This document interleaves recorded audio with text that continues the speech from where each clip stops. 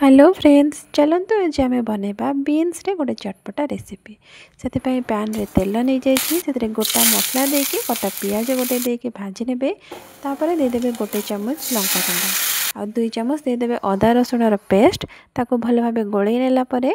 से पानी दे दीजिए लुण हलदी पकईकी गोल ने आपको आम घोड़े देवा घोड़े मसलार कंचा अंश जावा पर्यंत भाजवा मसला टी आम हो सारा आम से बीन्स आउ कटा आलू गाजर किसी देकी भल भाव गोल ने बीन्स आलू आउ गाजर सिझापी आम घोड़े घोड़े भाजी ने ये देखु किसी अंश आम भाजी जाइए आउ थे घोरे भाजीदे बीन्स हो आसला से आम देदेबा कटा टमाटो आउ कि लंका लंका को आप काटिकी नहीं पारे ये मु जीरा और धनियार गुंड नहीं जाइए ताको पकईकी गोली सारापर से दही आड करने